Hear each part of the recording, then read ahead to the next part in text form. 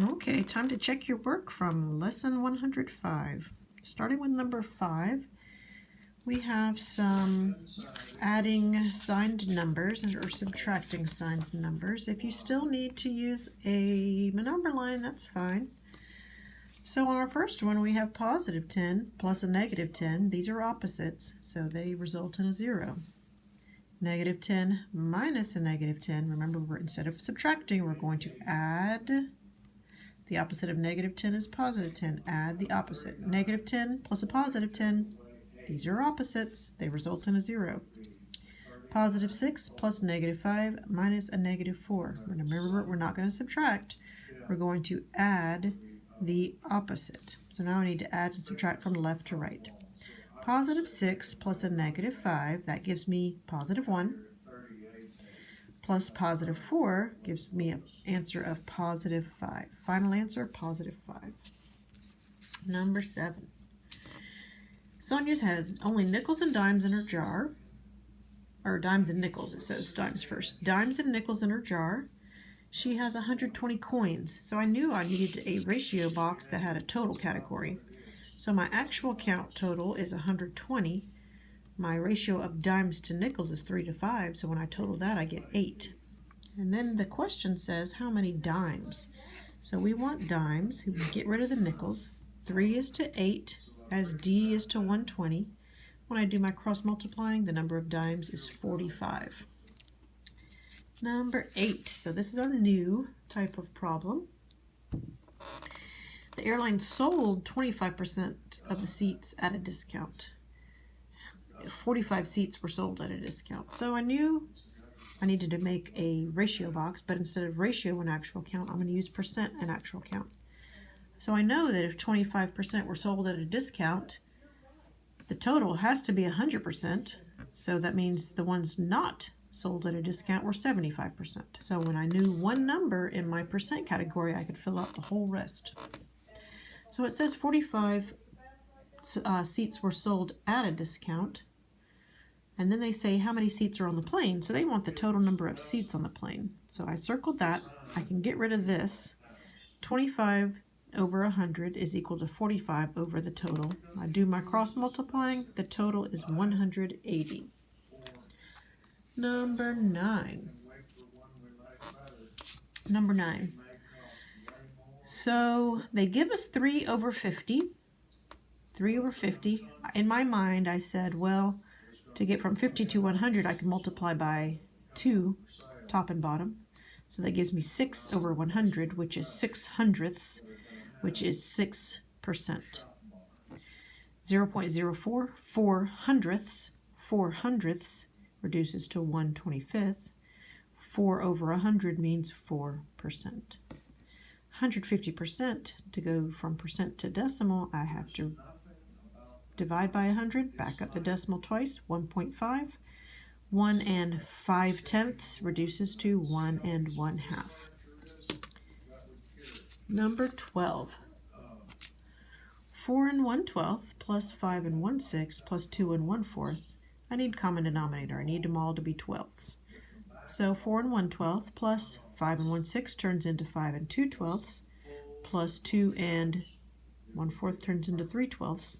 4 5 2 is 11. 3 2 1 is 6/12. 11 6/12 is 11 1/2. Number 13. 4/5 times 3 1/3 times 3. I need them all to be fractions. 4/5 times, this turns into 10/3. This turns into 3 over 1. My 3 on top will reduce with this 3 on the bottom. My 5 and my 10 will reduce. That's a 1, that's a 2. 4 times 2 times 1 is 8 over 1, which reduces to 8. Number 14. 125 thousandths times 80. 80, 0. 0 times 4 numbers gives me 4 zeros. Placeholder 0. 8 times 5 is 40. Carry the 4. 8 times 2 is 16. Add 4, that's 20. Carry the 2. 8 times 1 is 8, plus 2, that's 10. Put that down. Carry the 10, and then 8 times 0 is 0, right? And then our final answer is 10. We give it this many decimal places, but it's still, the answer is 10. Okay. Number 15. 1 plus 0.5 divided by 1 minus 0.5. 1 plus 0.5 is 1.5. 1.0 minus 0.5 is 0.5. So now I have 1.5 divided by 0.5. 1.5 divided by 0.5. I need to move the decimal once to the right. New division problem, 15 divided by 5. Final answer is 3. Number 16, we have to solve this proportion. So you could have done it this way, right? 13 or 12 times 3 is 36, times equal to C times 4. Or you might have seen, well, to get from 4 to 12, I multiply by 3. So 3 times 3 gives me 9. So they want to know the final price on an item that costs $8.75 at 8% sales tax. So $8.75 times 0.08, 8% is 8 hundredths, leaves me 70 cents as my tax.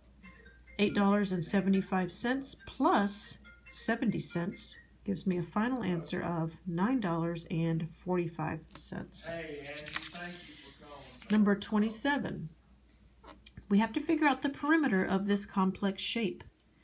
So this one was missing and this one was missing, okay? So this whole side is 12 and this side is 6, so that's the part that's missing here. Bump, bump, bump, bump, bump. This would be 6. That means this part has to be 6, so I gave that one a length of 6. Now to find this one, I look over here at this side. This whole thing is 12. This missing part is 6. So that means this part must be 6 as well. Okay? So the perimeter all the way around the outside is 48 inches. Now it's not part of your problem, but I wanted to kind of go over it just like we did in the lesson.